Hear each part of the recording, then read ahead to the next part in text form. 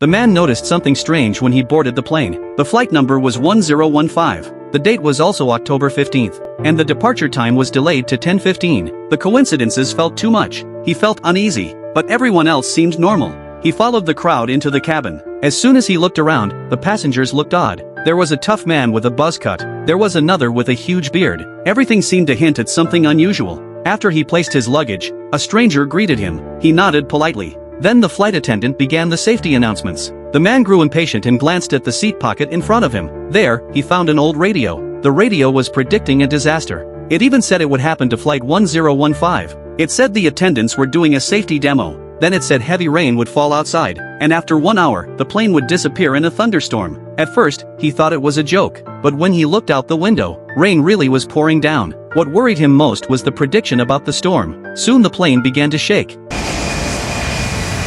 But the radio kept telling the story. It meant the man could not turn back now. Then the radio tried to prove itself. It said the captain's name was William. The man was puzzled. He asked the passenger beside him, but the man looked confused. Trying to explain, he repeated the radio's prophecy. The passenger only thought he was crazy. The radio then said birds would strike the plane. The man doubted it even more. How could there be birds at high altitude?